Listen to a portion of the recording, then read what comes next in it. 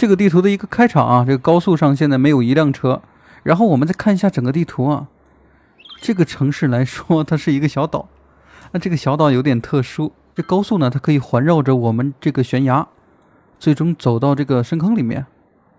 但是很奇怪，為什麼沒有車輛啊？去檢查一下這個高速的一個入口，果然沒有車輛。這樣吧，我們先蓋一個房子啊，把這個高速的功能先讓它運營起來。比如說找到這個高速的出口，這個地圖呢可能就不再造景了。把這條匝道呢，我們先用一個单向的3車道道路，直接把它打一個圓圈嘛，稍微簡单一點啊。由於上一個地圖的存檔壞了，這個遊戲更新了嘛，所以我们这個地圖呢，盡量就是娛樂為主，盡量就不造景了。哎，這個圓怎麼打的不是特別圓啊？啊，在這兒。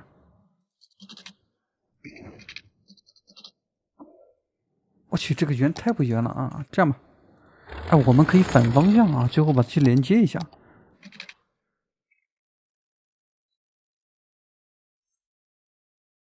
差別不是特別大啊，然後再把右邊的這個方向給修補一下就行了。只需要升級右鍵，右鍵。那麼這條路現在就連接在一起了。我們再從左邊呢去隨便開一條路口，比如說檢查一下那條4車道。哎，我之前用的那個4車道公路沒有了，現在這是遊戲更新了一條新的道路。太遠了，咱們拉在這兒吧。把這個房子先建在懸崖邊。哎，這個4車道看起來太大了，隨便去拉伸一點點啊。然後我們再切到一條2車道公路。哎，這個房子感覺蓋的還是挺坎坷的，只是覺得有意思啊。咱們就把這個房子蓋在這兒吧。啊，然後這個範圍看起來是挺大的，咱們可以選擇一個4×4，再把遊戲加速一下，讓它面朝大海，春暖花開。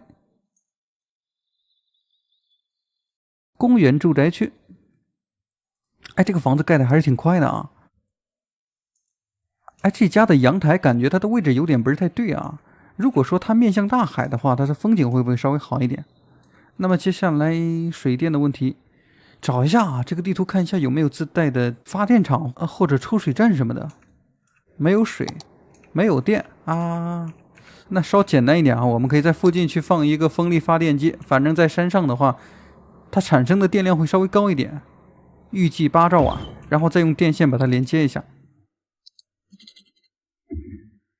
水源的話，按道理來講，我們放抽水站的話，這個抽水站距離上方的房子有點太遠了。那麼我們可以在這個發電廠的旁邊呢放一個小型的水塔。那麼這樣一來，這個水塔供電的問題也被我們解決了啊。哎，這樣沒有毛病啊。再看一下這個房子，它現在有沒有新的問題？3個家庭，它可以入住3個家庭，現在已經進來1個家庭了。哎，什麼時候進來的？我們去遠處的高速上去看一眼啊。沒有什麼車輛啊，大哥。啊，遠處倒是有一個輪船。這在後期我們如果說去修建港口的話，這個地形這感覺太神奇了啊！哎，對，我們抓緊時間把這個污水的問題解決一下，要不然這個家庭它現在污水倒灌出現一個問題。那麼這個污水倒灌的話，它不能離居民區太近啊。咱們把這條路呢引出來，這裡來一條雙車道。哎，有車過來了，有車過來了。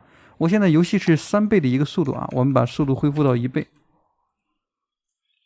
房子正好可以入住3個家庭，然後呢就過來了3輛車。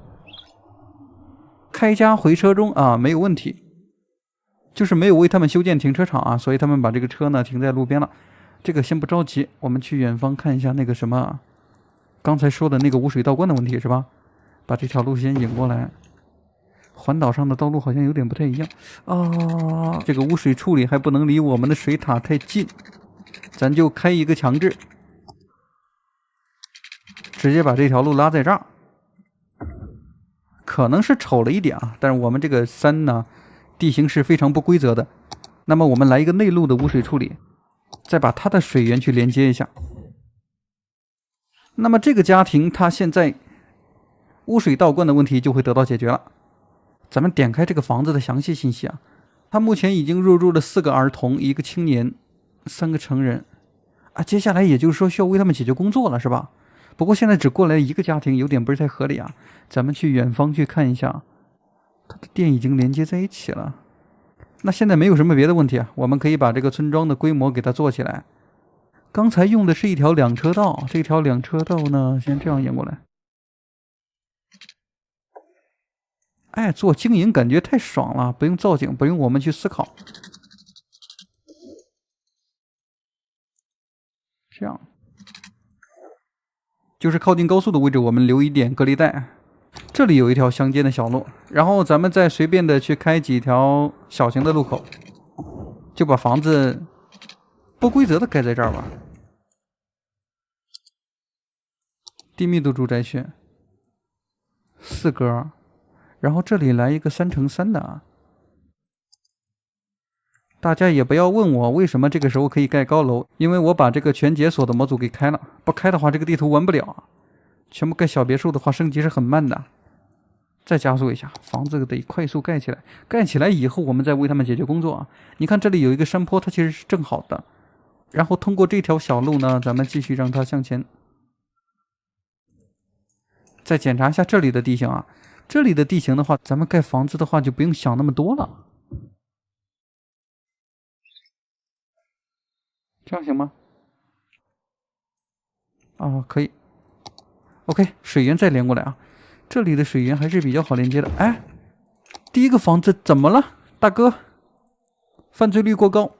這個犯罪率過高是因為這個房子蓋起來已經有幾分鐘了吧？沒有為他們解決工作啊。這個市民的話，他既然沒有工作，那麼他就會出現一些犯罪的行為，他就把自己的家裡給偷了。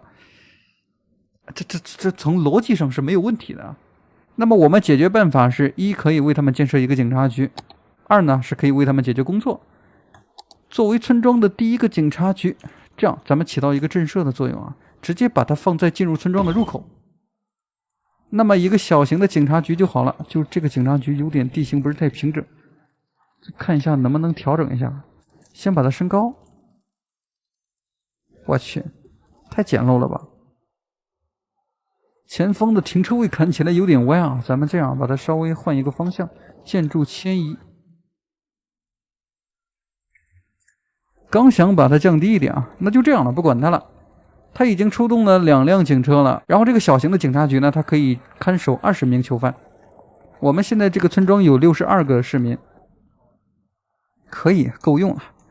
然後這些小房子蓋起來以後，咱們再為他們做一個停車位啊。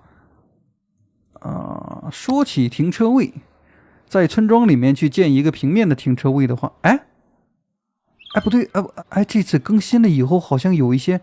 好像多了一些小型的停車場啊，我記得。我找一下在哪兒。2座車棚，4座車棚。先放一個4座的，試一下效果。我之前完全沒有用過，我們把它放在這個房子旁邊。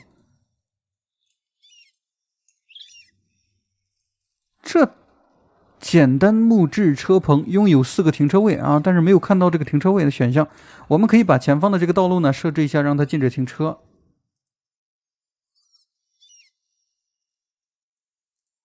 還可以，能停進去啊。雖然它沒有停車位的劃線啊，可以停進去。